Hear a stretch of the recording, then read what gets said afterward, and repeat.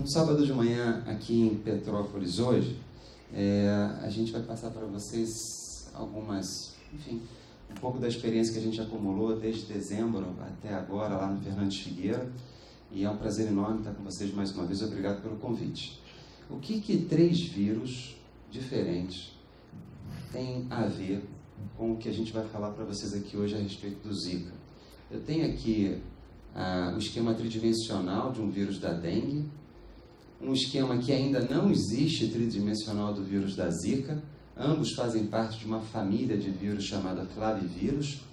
E aqui tem um terceiro vírus que a Françoise acabou de falar para a gente, que é o chikungunya. Essa figura saiu esse ano no site do PubMed do American College, e eles fazem uma reconstrução a partir da identificação de determinados fragmentos de proteínas, e essa aqui seria a foto do chikungunya. Só que o chikungunya ele não pertence à família do flavivírus, mas ele pertence a uma outra família chamada alfavírus. E o que esses 3 têm em comum? Eles fazem parte de um grupo de doenças que necessitam de um vetor, no caso aqui o Aedes aegypti, para que elas possam chegar a infectar os seus pacientes. Esses vírus, a gente vai falar um pouquinho deles, por exemplo, com relação a como cada uma dessas doenças está sendo encarada pela gente lá na Fiocruz, mas é fundamental a gente tentar entender um pouco essa questão do mosquito. E aqui a gente podia começar e terminar a apresentação. Se a gente controlar a disseminação e a proliferação do mosquito, não tem as 3 doenças, ponto. O resto, gente, é ciência que vai acontecer. Hoje de manhã eu estava vindo para cá e no carro falando na CBN sobre a vacina que vai estar disponível sendo testada daqui a 7 meses. Lamento informar os senhores, isso não é uma verdade. A gente está esperando na Fiocruz alguma coisa de testes clínicos a partir de 2 anos. E a gente vai ter pelo menos mais 2 anos de infecção por dengue, por chikungunya e por zika vírus, sem que a gente tenha nada mais a oferecer às nossas pacientes do que tudo aquilo que vocês já entenderam e aprenderam e foram informados pelos meios de comunicação. Usar repelente, evitar áreas infestadas pelo mosquito, evitar de sair de manhã e à noite, telar nossas casas, telar nossas camas, usar mosquiteiro, enfim. Não tem muito mais o que oferecer nos próximos 2 anos. Gostaria e espero até estar errado, mas essas notícias elas são falaciosas, elas têm uma única intenção, é de tentar captar mais dinheiro para as pesquisas que estão acontecendo. O governo americano ontem liberou $1 bilhão para pesquisas em Zika. A gente estava esperando esse dinheiro há 2 meses, mas só foi liberado ontem pelo Obama. Então agora alguns projetos que estão voltados para a América do Sul realmente vão acontecer. Mas tudo começa e acaba na hora que a gente, de certa forma, olha para o vírus e esquece do vetor. Esses 3 vírus, tanto o Zika, quanto a dengue, quanto o chikungunya, fazem parte de um grupo chamado arbovírus, que precisam do Aedes para se infectar. O que fica de mais prático para vocês, existem vários trabalhos no mundo na tentativa de erradicar o Aedes e outros mosquitos transmissores de doenças, como o Albicopsis, por exemplo, e o que a gente vê é que eles são insetos com facílima adaptação. E mesmo, por exemplo, nas melhores experiências possíveis, por exemplo, em Taiwan, eles tentaram durante 1 ano, com muito dinheiro, muita verba, numa população absolutamente focada em ajudar as entidades públicas a tentarem diminuir o número, e os resultados foram pífios, infelizmente. E aí a gente entende um pouquinho, a partir dessa história, por que a gente está passando pela situação atual. O Aedes ele veio provavelmente nos navios negreiros. E a gente gostaria só de lembrar que com as estratégias de Oswaldo Cruz no início do século passado para a tentativa de erradicação da febre amarela, até 1920 e 30, ele foi considerado erradicado do país. O problema é que alguns outros países da América do Sul também participaram dessa estratégia nos anos 10 e 20, e alguns poucos países não. Então a gente imagina que a não adesão de todo o continente fez com que vários criadores se mantivessem ocultos até que, pela década de 40 e 50, junto com a industrialização e a urbanização muito rápida, nós também tivemos o processo de favelização. E aqui, nessas favelas, nessas favelas que começaram a partir desses parques industriais, é que a gente volta a ter de novo o ambiente profícuo para a disseminação e crescimento desse mosquito. Na década de 70, o Rio de Janeiro e Salvador já eram considerados infestados novamente pelo Aedes. Na década de 80, a gente tem a primeira epidemia de dengue em Boa Vista, Roraima, e em 1986, eu estava me formando como médico, a gente passa a ter a primeira grande epidemia de dengue no Rio de Janeiro, sendo que naquela época foi feito um trabalho pela Escola de Saúde Pública mostrando que 28% das residências de Nova Iguaçu e 100% de todas as borracharias que se instalavam ao longo da Via Dutra tinham larvas do mosquito Aedes aegypti. De lá para cá, nós tivemos pelo menos 4 grandes epidemias na nossa cidade. Então, não há nenhuma novidade no que a gente está falando e, o que é pior, a gente está tendo Olimpíadas agora, daqui a 3 meses. E eu queria lembrar aos senhores que a febre do Nilo, a encefalite japonesa, são doenças dependentes de insetos também. E, provavelmente, algumas pessoas infectadas virão ao Rio de Janeiro sem saber que estão doentes. Então, se a gente está preocupado com a disseminação da Zika para fora do Brasil, a gente também tem que estar preocupado com o que a gente vai estar importando. E vocês vão entender isso já já. Do ponto de vista prático, só relembrando, a dengue tem 30 anos, continua matando. Continua matando porque nós não controlamos o vetor, continua matando porque nós, às vezes, deixamos o caso clínico passar nos nossos plantões, nas nossas maternidades, sem que a gente imagine que aquela paciente pode estar com dengue. O dengue ele se caracteriza principalmente por febre alta nos primeiros 2, 3 dias, com queda do estado geral e o exantema. É fundamental que a gente busque um hemograma para tentar avaliar a quantidade, o grau de plaqueta dessa paciente, e é fundamental que a gente busque o teste para diagnóstico. Nos primeiros 5 dias, o NS1 ou PCR, e após 7 a 14 dias, as sorologias. É fundamental que seja feito um acompanhamento e caso essa paciente apresente, após 48 a 72 horas, piora do quadro clínico, ela deve ser internada em um segmento apropriado, de acordo com o protocolo que existe, inclusive, no site da Secretaria Municipal de Saúde, em alguns sites universitários, para que ela possa passar por um screening e esse screening revelar ou não a piora desse dengue e a possibilidade de óbito. Em relação ao chikungunya, a colega acabou de falar, a Françoise, que ela atendeu várias pacientes, né, Françoise?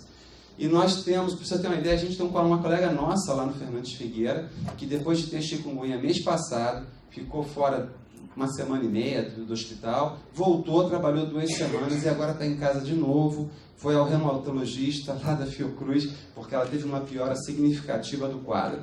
O chikungunya, embora ele pareça para nós, em relação às nossas grávidas, um quadro muito mais brando, na verdade eu queria lembrar aos senhores, nós não sabemos nada. Eu estou acompanhando 4 casos de chikungunya lá no Fernandes Figueira da Fiocruz. E a gente está observando, porque a gente não sabe nada. Então, quando a gente não sabe nada, eu acho que a melhor coisa que a gente faz é dizer para o paciente, olha, não sabemos, mas vamos acompanhar, estamos juntos nessa doença, vamos embora, né? Como diz a molecada aí, vamos embora, vamos ver o que acontece com esse bebê e com a senhora. Agora, simplesmente dizer que não está tudo bem, é uma doença benigna, não é, a gente não sabe. A princípio, sim. O que caracteriza em relação às gestantes não é muito diferente das não gestantes.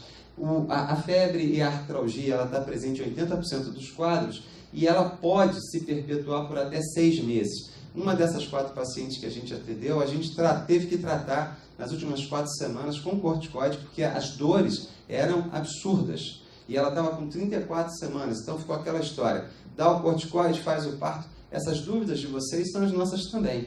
Né? A gente levou até 37 semanas e meia e aí fizemos o parto dela. Então, as outras 3 estão evoluindo. Uma delas está evoluindo com muita dor, desconforto, mas ela é muito tolerante. As outras 2 não. Então, eu não sei dizer para os senhores absolutamente nada sobre chikungunya, diferente do que os senhores sabem. Mas o que fica importante é o seguinte. Até maio de 2015, 2.700 casos. É muito. É muito. E eles estão todos pulverizados por aí, a gente não sabe direito quem. Novamente, lembrando que o chikungunya, ele é passível de diagnóstico sorológico, só que nós não temos na rede, mas temos na Fiocruz. Então, caso os senhores tenham alguma dificuldade com essa possibilidade de uma grávida, podem encaminhar pacientes para a gente lá no Fernandes Figueira, 24 horas, 7 dias na semana, que a gente vai colher o material e vai encaminhar para Manguinhos. Então, essa é uma porta que eu estou abrindo para vocês aqui, como a gente conversou com o pessoal lá de Volta Redonda. É o que a gente está podendo ajudar nesse momento a vocês, a todos os colegas, de uma maneira geral, sem custo nenhum para o paciente.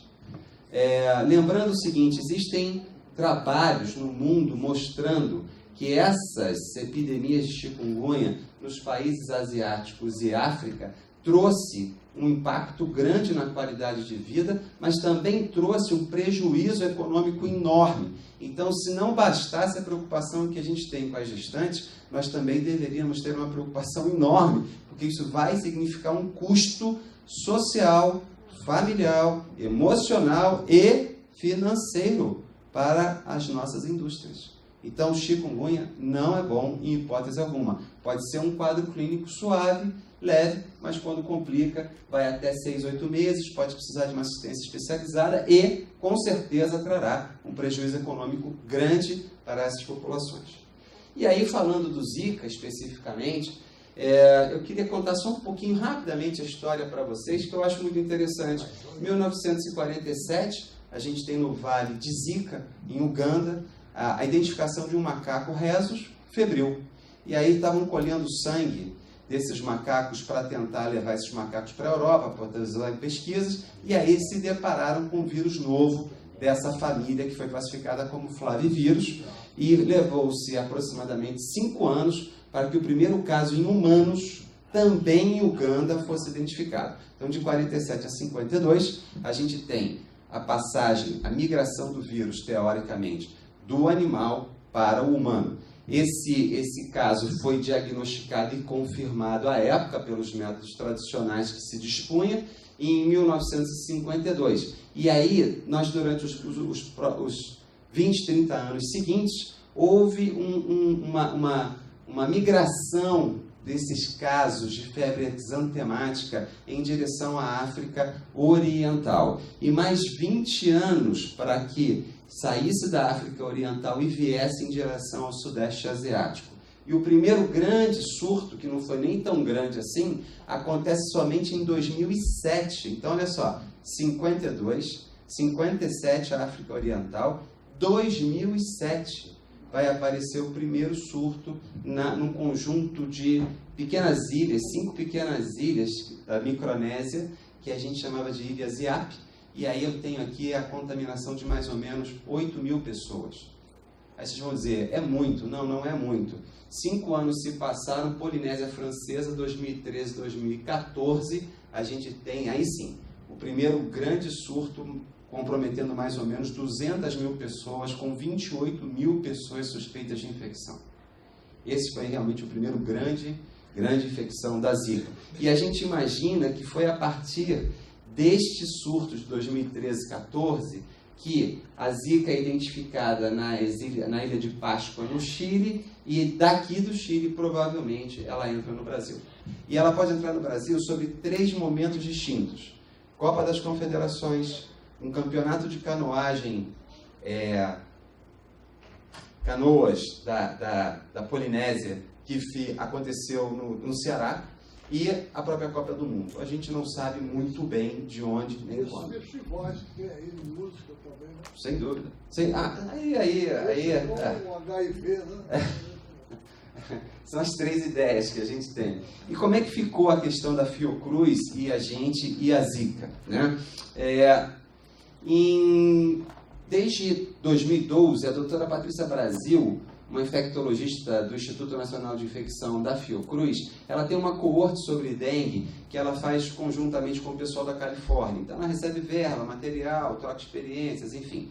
E aí, com a história do aparecimento de uma febre exantemática desde março, abril, no Nordeste do Brasil, ela olhou um pouco, mudou um pouco a orientação da coorte dela para dengue e começou a pesquisar também esse vírus, que tinha sido identificado em algumas amostras a partir de maio e abril no Nordeste, no pessoal de João Pessoa, Recife e Salvador. E aí identificou-se que era um vírus Zika que estava contaminando a população de uma maneira geral, principalmente desses 3 estados, Bahia, Paraíba e Pernambuco.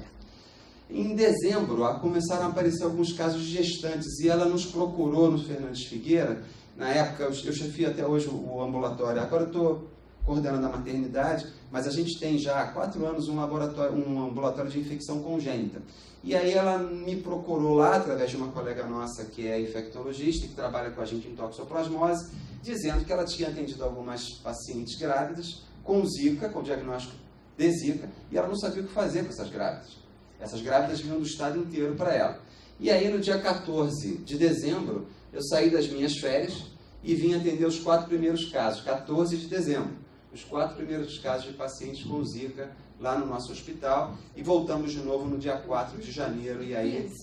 2016? É 2015, perdão, 2015. E aí voltamos de novo no dia 4 de janeiro de 2016, e aí continuamos até hoje com esse ambulatório específico. Eu trouxe para vocês 3 casos, eu vou começar com um caso que aconteceu aqui na Serra. Só que esse caso, ele não é um caso da região serrana propriamente, porque ele foi importado da Bahia. Essa moça foi passar férias na Bahia e chegou em Salvador no meio do pico do surto de Zika e chikungunya. Então não é um caso próprio aqui da região serrana do Rio. Como ela passou pela Fiocruz encaminhada lá de Salvador, ela veio parar na nossa mão. Era uma paciente com 34 semanas que apresentava um perímetro cefálico compatível com 26 semanas, um biparietal compatível com 26 semanas. De novo, ela tem 34 e o diâmetro da cabeça era compatível com 26 semanas. Né? Chama a atenção para os senhores essa grande fossa posterior e uma cabeça tão pequena com uma circunferência abdominal absolutamente compatível com a idade gestacional. Ela tinha 34, a circunferência abdominal batendo com 35. Todos aqui têm alguma intimidade com Doppler? Todos? O Doppler da artéria umbilical, ele traduz a integridade placentária. E a gente usa a artéria cerebral média para a gente fazer uma correlação. Então, eu tenho um Doppler de umbilical normal, se eu tiver uma artéria cerebral média normal, o bebê, do ponto de vista hemodinâmico, está muito bem. Com aquela cabecinha pequenininha, mas uma circunferência abdominal normal, a gente tinha um Doppler normalíssimo e uma artéria cerebral média também normal. Então, do ponto de vista circulatório, era um bebê que não apresentava nenhuma alteração maior. Primeiro caso, microcefalia, a gente sem saber direito, ela tinha um parto normal, um parto via baixa. A gente propôs para ela uma indução, já que ela morava aqui na Serra. Ela desceu uma semana mais cedo, ficou com a gente internada, com 38 semanas e meia, quase 39, a gente induziu com misoprostol e nasceu esse bebê com uma microcefalia importante por parto normal, já que a nossa opção de fazer a via baixa era em função da circulação da artéria umbilical e da cerebral, estendo normais. Então, por que não fazer tentar um parto normal? E é assim que a gente tem procedido. Né? Esse bebê evoluiu com um quadro de convulsão no berçário, já teve alta, ficou internado com a gente umas 3 semanas, está fazendo um segmento, como eu vou mostrar para vocês, com uma equipe multidisciplinar lá do hospital, mas foi o primeiro caso de microcefalia, sabidamente, por Zika vírus, que a gente atendeu lá no hospital. O segundo caso é um caso que parece, no primeiro momento, igual, mas eu vou mostrar para os senhores. O paciente nos procurou com 32 semanas, diagnóstico de Zika positivo, e aí ela tinha uma circunferência abdominal, uma circunferência cefálica compatível com 27 semanas. É porque é engraçado, a projeção aqui não ficou boa. Mas dá para ver aqui, tá ruim a projeção para vocês. 26 para 27 semanas, numa idade gestacional de 32 semanas. Então era uma cabeça muito pequena. A questão é, o cerebelo, que eu adoro e eu ensino lá para os alunos, que se vocês me perguntarem a partir de 20, 22 semanas, olha, você só pode fazer um exame você só pode fazer uma medida no ultrassom. Escolhe uma, cerebelo. O cerebelo tem um nível de precisão, para quando a gente está acostumado a fazer, enorme. Eu tenho numa gravidez de 35, 36 semanas, mais ou menos 3 a 4 dias. Ele é muito, muito preciso. Então essa moça chegou para a gente com um pré-natal, infelizmente, de qualidade ruim. Eu tinha dúvida com relação à idade gestacional, só que quando eu vim para o cerebelo era absolutamente compatível com 32 semanas e meia. Então isso me tranquilizou por um lado, porque aí eu consegui fechar a idade gestacional, mas me preocupou muito porque eu tinha uma circunferência cefálica muito pequena. E diferente do primeiro caso que eu mostrei para vocês, onde a circulação estava normal, tanto pela artéria uterina quanto pela umbilical, essa circulação na artéria umbilical estava francamente alterada e a artéria cerebral média também francamente alterada. Ela tinha 32 semanas. O que a gente fez? Internou e fizemos o segmento da paciente. Nesse segmento, ela internou com um líquido normal. Uma semana depois, ela fez um quadro de oligodramia. O cerebelo continuava crescendo direitinho. A placenta encontrava-se espessada para a idade gestacional, 48, e aquela artéria umbilical que estava alterada, agora apresentava diástole zero.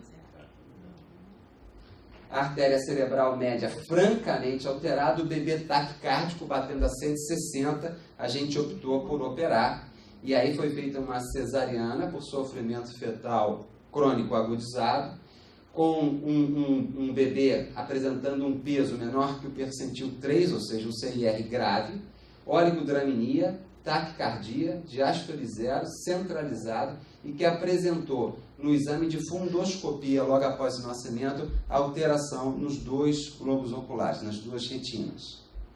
Esse bebê evoluiu também com crises convulsivas no berçário, já recebeu alta e continua fazendo segmento conosco. Mas, a princípio, o prognóstico neurológico dele não é bom. E o caso 3 nasceu semana passada, só para vocês entenderem como isso é atual para nós. A paciente chegou para nós com 29 semanas, apresentando um perímetro cefálico de 23 semanas, uma ventrículomegalia, uma cisterna magna dilatada com uma estrutura chamada cisto de Blake, que até então eu só tinha visto um na minha vida. Janeiro, fevereiro e março eu já vi pelo menos uns 7 ou 8, então tem mais coisa aí que a gente vai passar para vocês. Ventrículo extremamente dilatado, afilado, isso aqui é o manto cortical, bem afilado. Essa cisterna magna é enorme, e observem aqui o occipito do bebê, olha aqui, diferente, isso é um sinal que a gente está propondo, tá? Para a síndrome. Diferente de um bebê normal, que tem essa região aqui bem oval, esse bebê é retificado. Ele tem uma cisterna magna enorme e uma retificação desse occipito. E é muito característico, depois que a gente vê o 3º, 4º, 5º, é muito característico. Aqui, uma variante da síndrome de Dandy-Walker, parte da hipoplasia do vérnix cerebelar. Aqui a parede do cisto de Blake, que é uma eventração do 4º ventrículo, ocupando praticamente toda essa cisterna magna. Uma circunferência abdominal pequena para a idade da gestação, pé torto congênito. Nos exames de segmento, ela apresentou sempre um Doppler normal, uma artéria cerebral média normal. A gente levou essa gravidez até 41 semanas e 3 dias. Por quê? Porque era um bebê que a gente entendia com um prognóstico reservado. Observem aqui a quantidade de calcificações que a gente vê no parênquima cerebral. De novo, em 30 anos que eu faço medicina fetal, eu talvez tenha visto 3 ou 4, 5 bebês com toxoplasmose, citomegalo, rubéola, apresentando este padrão de calcificação periventricular e intraparenquimatosa. Nesses 3 ou 4 meses, a gente já tem pelo menos 33 ou 34 bebês. Então, é só para vocês entenderem o impacto, que a gente não tem ainda o tamanho, porque nós não sabemos todos os casos do Rio de Janeiro ou do município do Rio de Janeiro. Mas a gente está trabalhando junto com a Secretaria Municipal e Estadual para a gente tentar quantificar isso. Mas eu não tenho nenhuma dúvida que se estão chegando, se hoje no hospital a gente tem 36 pacientes em acompanhamento com este tipo de alteração grave, tem muito mais espalhado por aí. Pois é, como é que nasceu? Aqui, ó, nos exames que chegaram mais próximos do final da gravidez, a gente via claramente a posição viciosa das mãos numa situação de artrogripose que a gente já descreveu nas revistas especializadas como um sinal bastante comum. E o final da ópera é que ele é um bebê todo pequeno.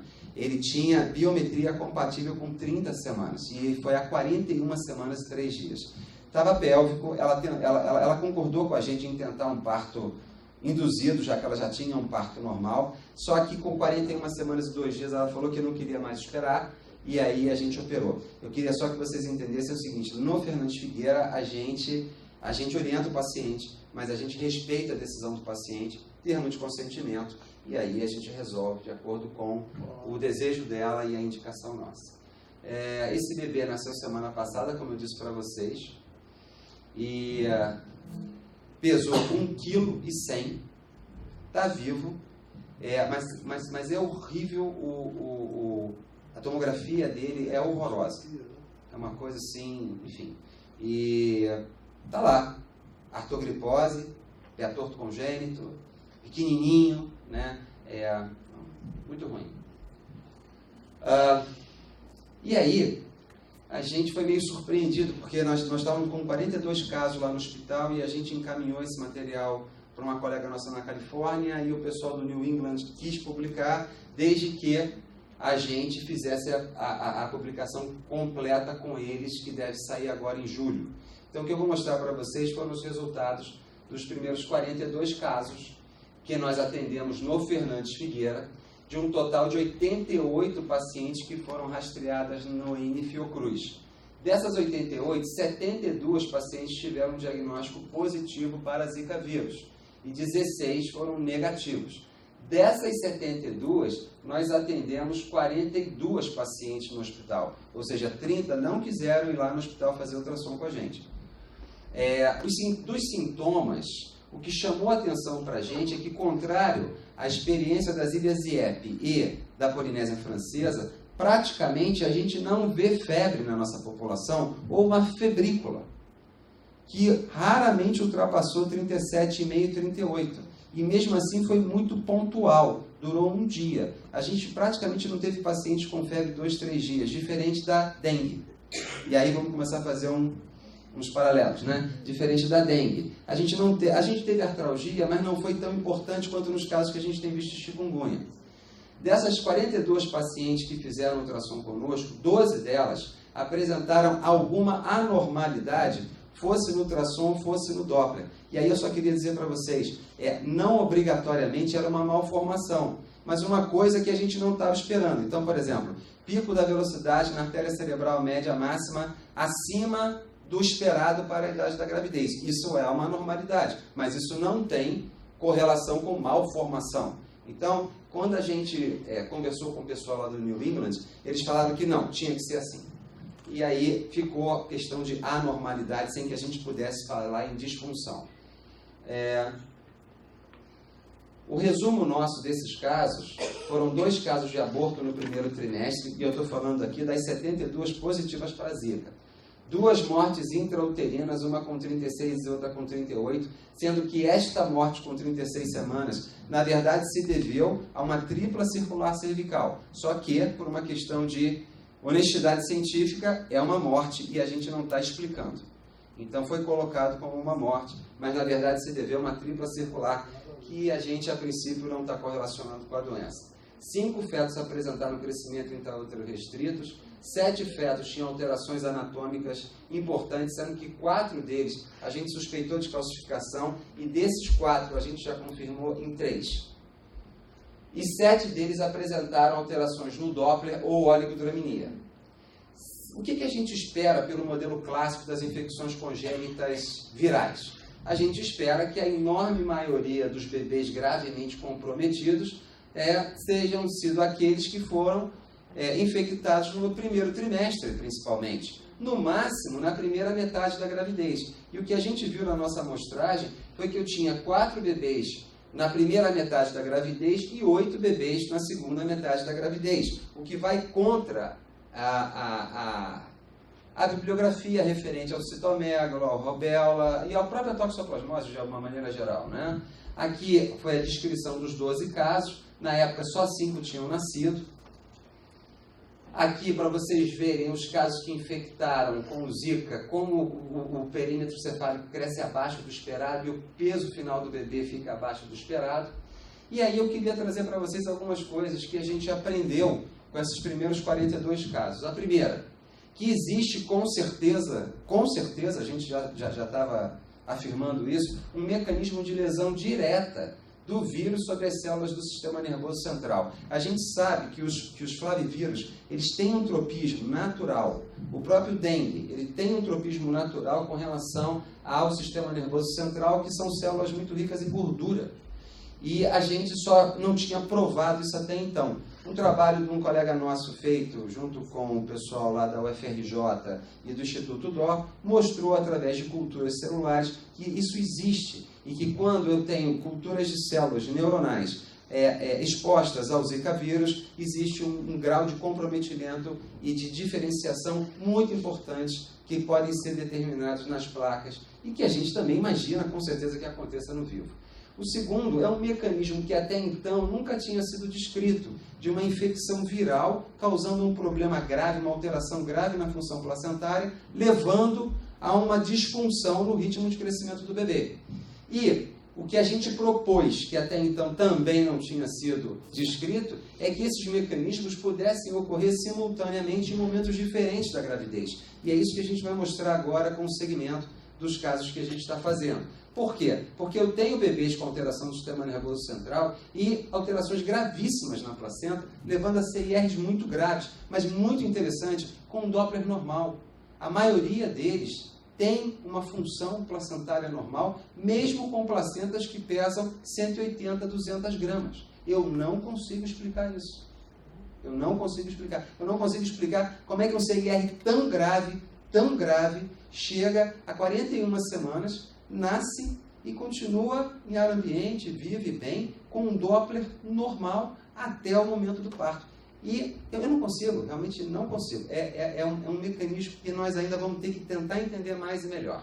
Se a gente provou o que acontece no sistema nervoso central, a gente não tem a menor ideia do que acontece na placenta. E um dado importante para vocês todos. Mesmo que os bebês apresentem um segmento normal intraútero, acompanhem essas crianças pelo menos até 2 anos de vida. O que a gente está preconizando é que, em hipótese alguma, percam a vigilância desses bebês nos primeiros 6 meses de vida. O ideal, que a gente fechou com Pernambuco, 24 meses de segmento. Mas pelo menos os 6 primeiros meses tem que ter um grupo multidisciplinar olhando essas crianças. Tem que ter. Não dá para ficar com o PSF lá do cantinho. Não dá para ficar. Então é essa mensagem que a gente gostaria de deixar para vocês aqui. Aqui são dados do mês passado da Secretaria Estadual de Saúde mostrando que os casos de dengue tiveram um aumento esse ano comparado com o ano passado de 92%. Então, se a dengue subiu 92% comparado com o ano passado, com certeza eu tenho mais 92% de vetores voando por aí, infectando meus pacientes para Zika e chikungunya também, né?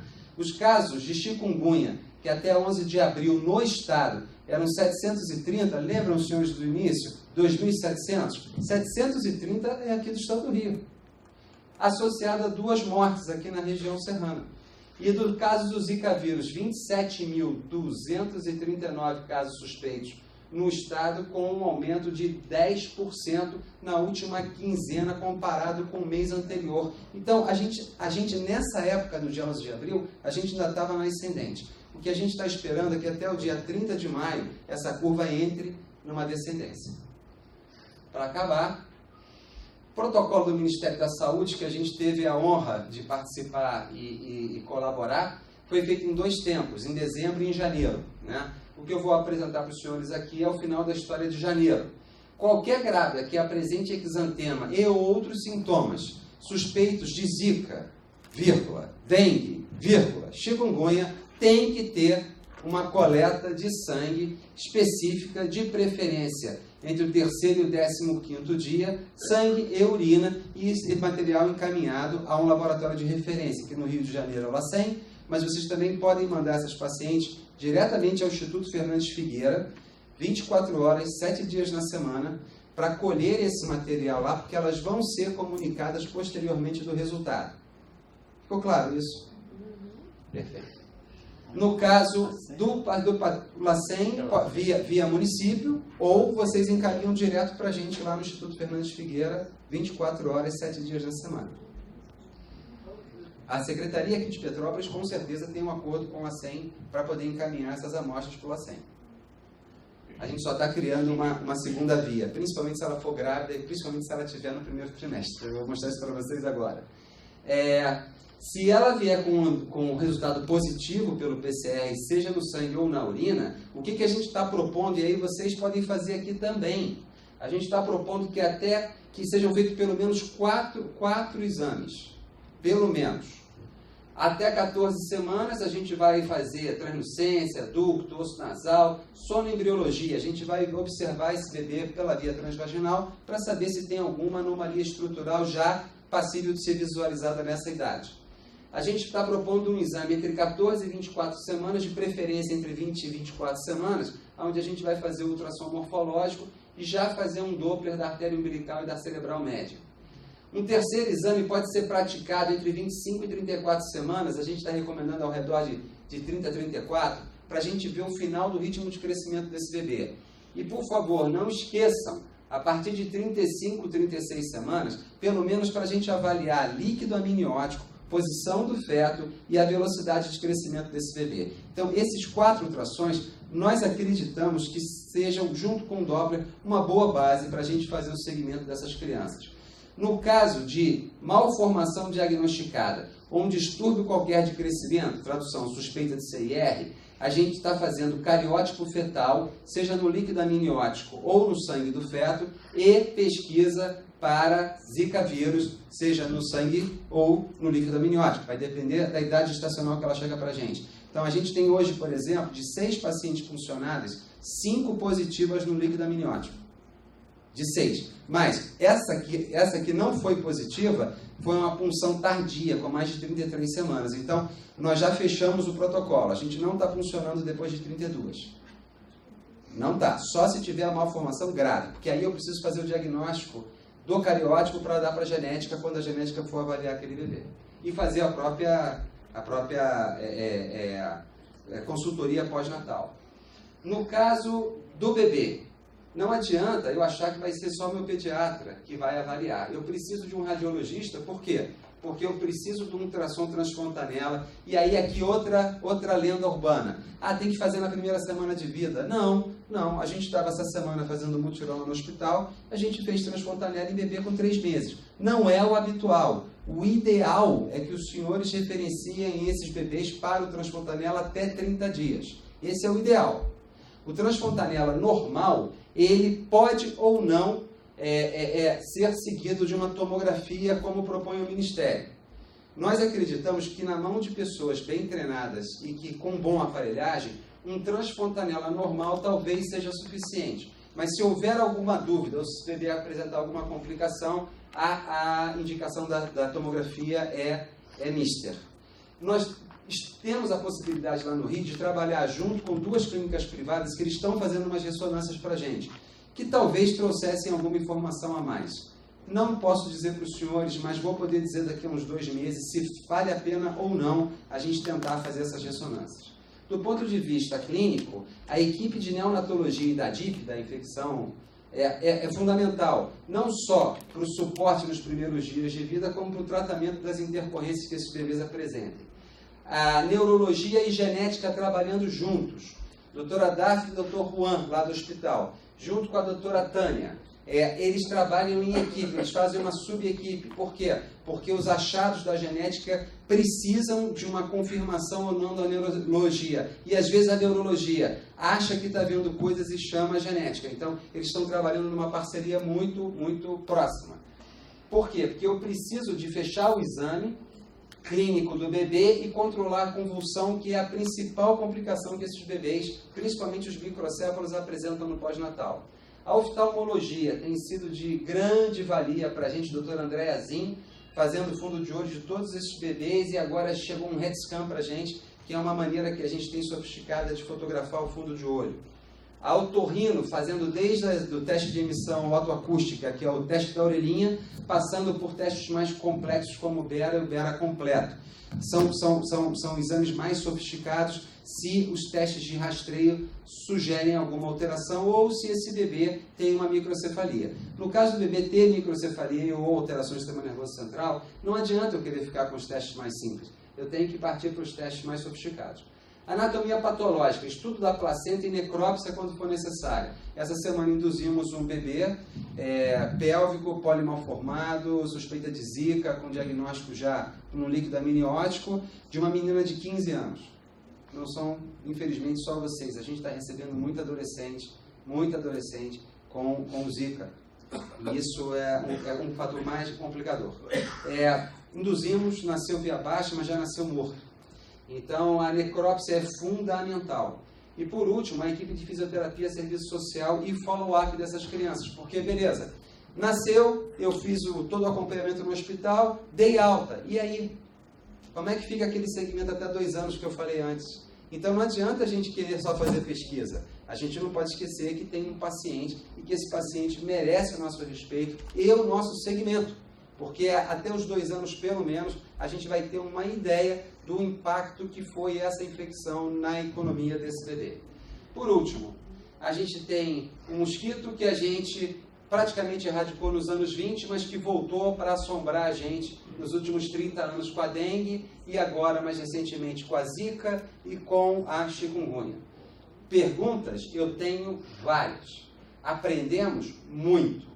Mas quando é que você acha lá, pela experiência do pessoal da Fiocruz, que vocês vão dar respostas mais contundentes? Eu acho que daqui a 3 anos. Mas daqui a 1 ano a gente já vai ter uma ideia melhor, porque a gente vai conhecer a história natural. Lembram os senhores que eu falei? Tem o follow-up desses bebês, né? Até para saber Sim. como é que não evoluir, né? Sim. Porque lembra ninguém sabe o prognóstico. Eu falei com vocês que ontem o governo americano liberou $1 bilhão para estudos de zika. E a gente tem um acordo já firmado com o pessoal do NIH. Isso vai permitir a gente fazer um estudo de coorte com duração de 3 anos, seguindo mais ou menos 2.000 pacientes aqui no Rio, com mais 2.000 pacientes em Recife e mais 6 capitais da América do Sul. E a ideia do NIH, do Instituto de Ministério da Saúde americano, é conhecer a história natural desta doença dentro do hemisfério sul, estudando mais ou menos 10.000 pacientes. E a gente vai ficar aqui com um braço de 2.000 pacientes. Só que 1 ano para recrutar as grávidas, que devem entrar entre 8 e 10 semanas, e 1 ano para esses bebês nascerem. E depois mais 1 ano para o pessoal da pediatria avaliar, e mais 1 ano para a gente chegar no 2º ano de vida que eu falei para vocês. Então essa proposta, tudo que eu falei aqui, na verdade, está dentro de um projeto de tentar compreender e entender melhor a história dessa doença. No nosso laudo lá do Fernandes Figueira, a gente tem 2 frases que eu fiz questão que fossem colocadas em janeiro, depois que a gente teve o primeiro óbito intrauterino. Essa é uma doença nova e, como tal, estamos aprendendo junto com vocês. E embaixo, a normalidade no resultado desse exame não significa, infelizmente, que o seu bebê será um bebê normal, precisando do acompanhamento pós-natal adequado. Essas 2 frases fazem parte de todos os nossos laudos das pacientes atendidas por zika. Infelizmente, eu gostaria de trazer muito mais boas novidades para vocês, mas a gente está aprendendo muito e esse aprendizado, de alguma forma, está se traduzindo numa maior tranquilidade para a gente poder dizer para os pacientes que o que a gente está orientando do ponto de vista de cuidados pré-conceptuais, intragestacionais e o tipo de segmento que a gente está fazendo com os bebês, nesse momento começa a ganhar musculatura, começa a ficar mais consistente. Mas a gente espera que até julho a gente consiga fechar esses 170 e poucos exames que a gente tem e aí com isso ter um número melhor para trazer para vocês. Queria mais uma vez agradecer ao convite e foi um prazer enorme estar aqui com vocês.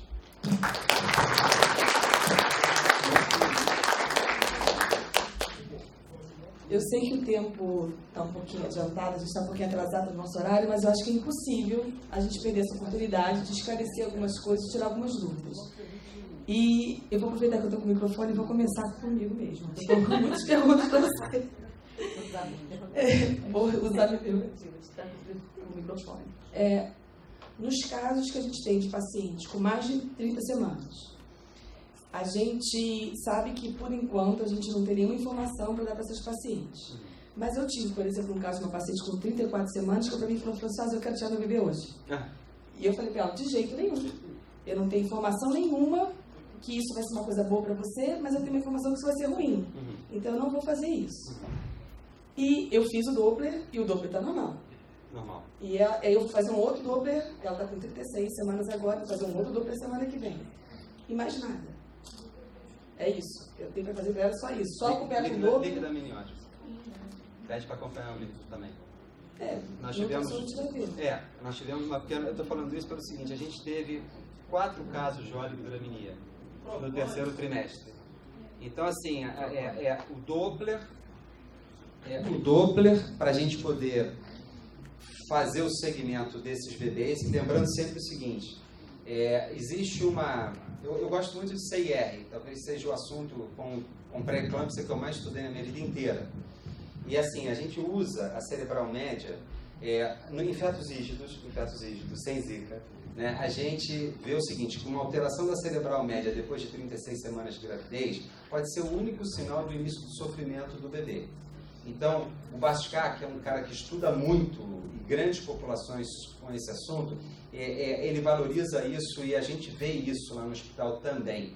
Então, no caso da zika, eu acho que vale a pena, já que você está fazendo Doppler, pede para o teu ultrassonografista olhar com carinho essa cerebral, principalmente se deixar o bebê 3, 4 horas sem comer. Por exemplo, a mãe não almoça ou não toma café da manhã, porque o grande problema do Doppler, no finalzinho da gravidez, é que qualquer açúcar que a gente oferte para a mãe, o bebê faz muito movimento respiratório e atrapalha o resultado. Então eu peço lá no hospital para deixar os pacientes sem café da manhã, quando elas vão fazer o exame com a gente de manhã, porque isso facilita a gente depois de 36 semanas. É uma dicasinha, mas que funciona muito bem. E se tem alguém aqui que faz ultrassom, já deve ter visto isso, a dificuldade que a gente tem de ter ondas normais no Doppler com mais de 36 semanas. Mas o que eu acho fundamental alterou qualquer coisa, tira. Agora, você falou não, mas lá no Rio de Janeiro a gente soube de vários casos com 34, 35 semanas que a paciente apresentou um rash, olha só, apresentou um rash suspeito de zika, o colega botou na mesa e tirou. Eu queria só lembrar aos senhores o seguinte, porque assim, é muita coisa, a gente poupa algumas coisas, mas quando aparece o rash, na verdade a gente já tem de 5 a 7 dias no mínimo de infecção. Se tiver que atravessar a placenta, já atravessou. Por que atravessa num, não atravessa em outros? Por que causa malformação em uns e não em todos? Nós não sabemos. O que a gente sabe é o seguinte, não adianta fazer cesárea de emergência. Isso não existe, a não ser que o bebê apresente um sinal dizendo, me tira daqui que eu estou mal. Aí sim, tá? E mais uma dúvida, a paciente que teve zika e pretende engravidar, eu posso liberá-la para engravidar quando? Doutora Françoise, é a primeira vez que eu venho aqui na sua cidade com a senhora na mesa e a senhora me faz essa pergunta. Olha só, vou trazer umas informações de cocheira. Estamos estudando 4 sorologias. Todo mundo aqui sabe, o PCR é uma técnica molecular para identificação de partícula do vírus ou da bactéria, do que for, naquele meio que vocês estão procurando. As sorologias são os exames que a gente faz para indiretamente ver IgG e IgM, né? Em quem já teve infecção. Notícias boas e ruins. A gente está testando estamos mais ou menos com uns 400 casos já do kit do Instituto Pasteur. Chama-se Luminix, precisa de pouquinho sangue, dá para testar até 50 doenças, mas o grande problema nosso é o seguinte, por que eu mostro aquela história do flavivírus no início lá? Os flavivírus, como dengue e zika, eles produzem reações cruzadas nessas sorologias. Então é muito engraçado, você vai conversar, mas o teste alemão é ótimo. Tem zika ou dengue na Alemanha? Não. Então, quando eu testo a população, o que eu vou encontrar de anticorpos? Nada. Então, o teste é ótimo, né? Especificidade, capacidade de um teste de dizer que está normal e ser verdadeiro normal. Todo mundo aqui entende isso. Pô, se eu testar o teste alemão na Europa, que não tem Zika nem tem dengue, vai ser especificidade fantástica. Traz para o Brasil. 50% ascendendo para tudo enquanto é lado. Então, não está funcionando. Ah, mas o CDC tem um kit que o pessoal lá em Pernambuco usou. Tivemos em Pernambuco 3 vezes esse ano. E conversando com o pessoal de lá. Então, vou dizer para vocês a historinha verdadeira. Foram 100 testes que o CDC doou para o pessoal de Pernambuco. Eles tiveram realmente bons resultados no líquor, punção da coluna do recém-nascido, e identificaram bem IgM no líquor. Então, dizer que o teste do CDC é ótimo? Não, é só para líquor. Por quê? Porque, teoricamente, não passa nenhuma imunoglobulina que não seja do próprio feto, porque não passa da mãe para o bebê a IgM. Então, assim, é tudo muito incipiente, como eu falei para você. Eu tomei um susto hoje de manhã, estou vindo para cá, vacina para Zika em 7 meses. Ridículo. Ridículo. Tivemos um encontro gigantesco com um monte de pesquisadores agora, mês e meio atrás, lá em Pernambuco, e o pessoal da vacina dizendo o seguinte: 2 anos para começar teste animal. É claro que poder, dinheiro e tecnologia, pode ser, né? Que daqui a 1 ano a gente comece testes animais, mas neste momento a gente não tem nenhuma previsão de começar testes animais. Como é que eu estou falando em vacina para daqui a 7 meses? Mas, Zé Paulo, a pergunta é, ela pode engravidar? Boa, eu estava escapando, ela não deixou. Então, olha só, a princípio pode. A princípio pode. De novo, é uma doença nova, estamos aprendendo muito. É um problema laboratorial. Algumas pacientes que foram retestadas da infecção da Polinésia Francesa, de 2013 e 2014, ao final de 1 ano, se tornaram IgG e IgM negativos. Pergunto eu para você agora. Pode engravidar? Tradução. Possivelmente voltaram a ficar suscetíveis. Então, deixa eu explicar para vocês. São vários kits, isso tem muito dinheiro envolvido. A gente foi bombardeado de solicitações lá no Fernandes Figueira e o pessoal do INE lá da Fiocruz também, porque todo mundo quer esse material, todo mundo quer sangue contaminado. Porque é a partir desse sangue contaminado que você vai testar os kits, e aí na hora que você tiver um kit bom, você vai poder vender para o mundo inteiro. Imagina você vendendo kit de Zika para populações asiáticas. Metade do mundo está na Ásia. Não é? É muita grana, né? Então, é só para vocês entenderem. Tem o lado científico, tem o lado romântico, tem o lado científico e tem o lado financeiro. Então, assim, quem lançar primeiro vai ganhar muito dinheiro. Então, do ponto de vista prático, o que eu tenho falado para as pacientes do Figueira e para minhas pacientes? Primeiro, se você tiver quer engravidar? Quero. Mas eu não quero ter Zika. Então, espera pelo menos 2 anos. 2 anos é o número epidemiológico mágico para que eu tenha entre 70% e 75% da população infectada. Esse é o número mágico dos epidemiologistas. Então, espera 2 anos. Não, não quero esperar 2 anos. Então, espera... Pois é, espera abril e maio. Espera abril e maio, porque estatisticamente nos últimos 30 anos eu tenho em abril e maio, eu tenho o pico da dengue. Se eu tenho o pico da dengue, imagina se eu tenho o pico da Zika. E aí, em maio, junho, pimba, cai. Então, nas Olimpíadas, a Zika provavelmente não vai ser um problema. Agora, de novo, febre do Nilo... Talvez. Agora, só queria lembrar aos senhores, febre do Nilo, encefalite asiática, e tem mais uma também, a 4ª febre que tudo vindo aí. E os nossos mosquitinhos vão estar aí mordendo os gringos.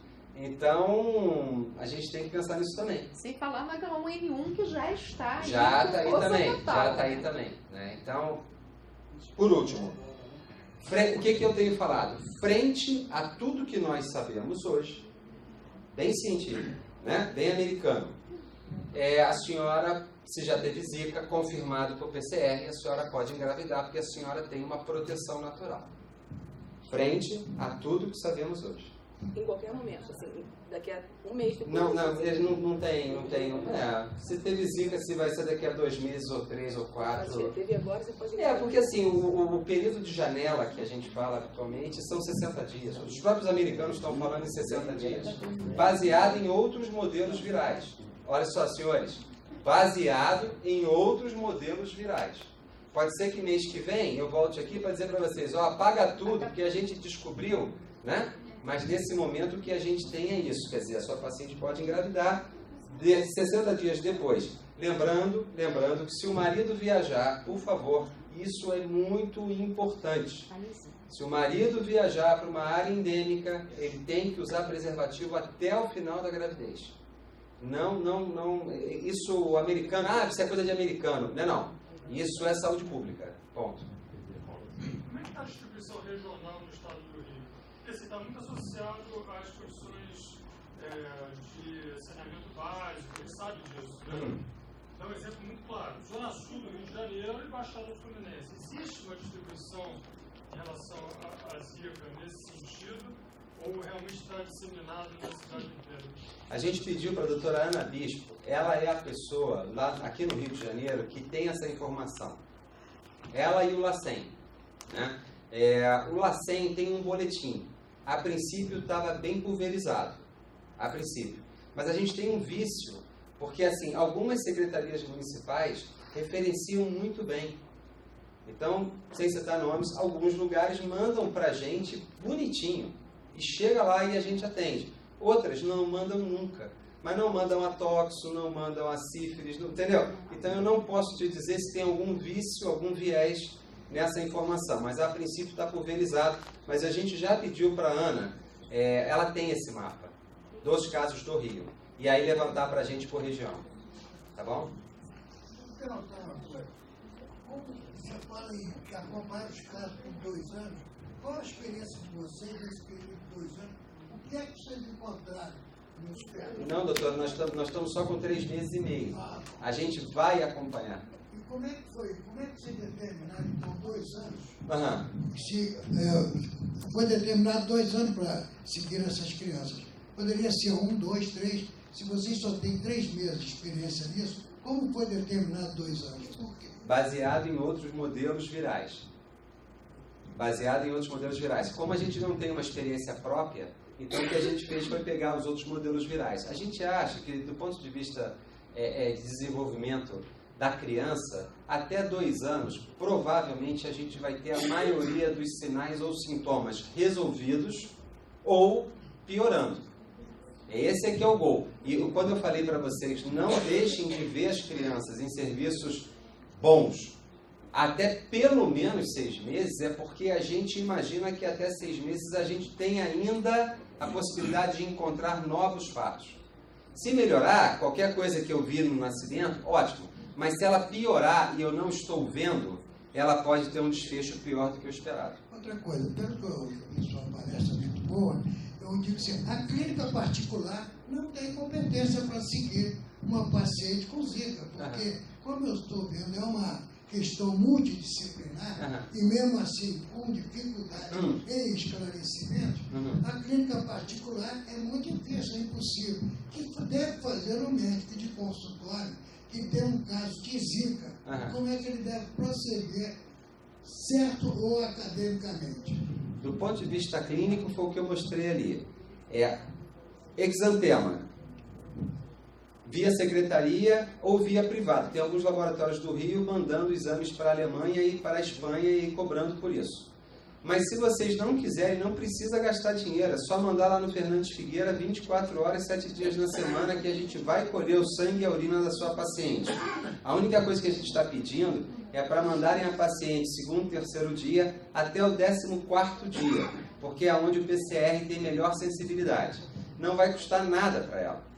Ela vai lá a qualquer horário, vai ser colhido sangue e urina e vai ser encaminhada. Ela vai preencher uma ficha, essa ficha vai junto com o exame dela para a Fiocruz, e quando tiver a resposta, que geralmente está levando de 3 a 4 semanas, porque a grávida tem prioridade lá no laboratório da Flavivírus, a gente vai ligar para ela e passar o resultado.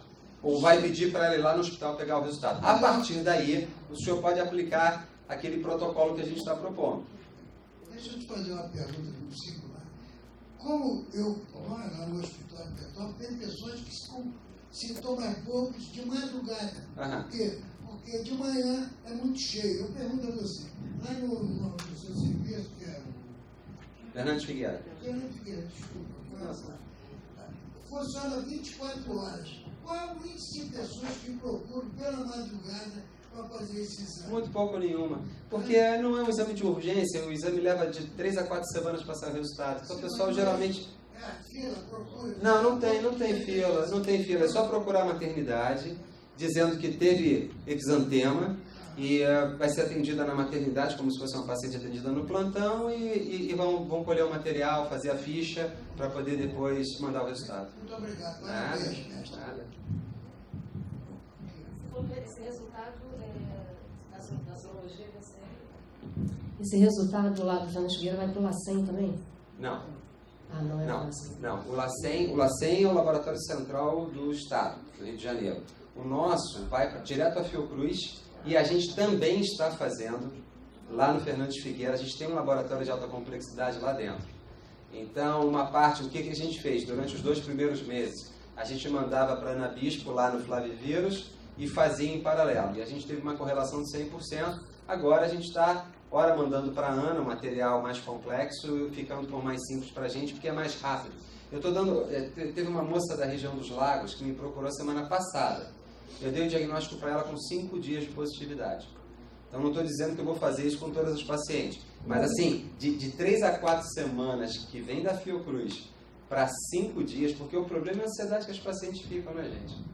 Horrível. A minha dúvida está em relação a isso, porque aqui em Petrópolis a gente está, que a Secretaria de Saúde está pegando esses casos que são notificados de gestantes com exantema, casos suspeitos de Zika.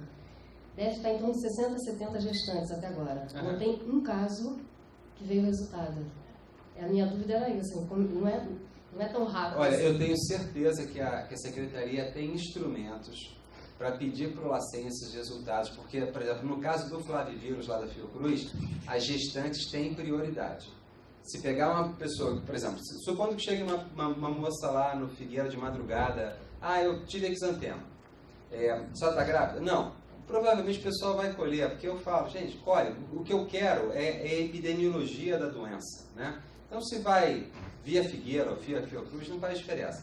A questão é, estando grávida, existe um código na solicitação do GAL, que é o documento que é usado para a poderpesia, que identifica como grávida. E aí eles agilizam. Agora, a gente também já teve pacientes, só para você saber, pacientes lá da Fiocruz, que foram para o parto sem o resultado. Houve um gargalo mês passado no laboratório de Flavivírus.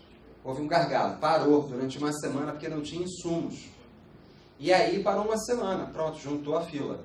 Aí nesse meio de caminho a gente foi pelo Fernandes Figueira mesmo fazendo os nossos exames e liberando.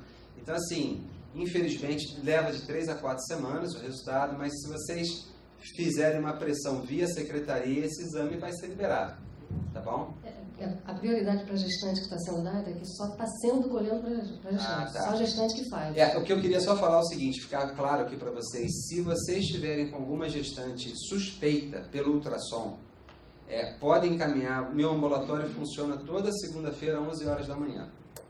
É um ambulatório só para infecção congênita, que agora já virou um ambulatório de Zika, né? Mas assim, a gente vai ter o maior prazer de atender, porque a gente sabe o seguinte, que quanto mais cedo a gente, por exemplo, já vem com malformação, a gente colhe, por exemplo, líquido amniótico, é muito mais fácil eu colher até 24 semanas um cariótipo, e é o próprio Zika, do que ter que fazer uma cordocentese, que a gente fez agora, quinta-feira, fizemos 2. Uma para malformação geral e outra para malformação suspeita de Zika. Por que a gente fez corda? Porque chegou com mais de 24. Aí as culturas para cariótipo não ficam boas, então a gente optou por fazer direto no sangue, mas o sangue fetal é mais risco. A gente aumenta a morbidade 4 vezes.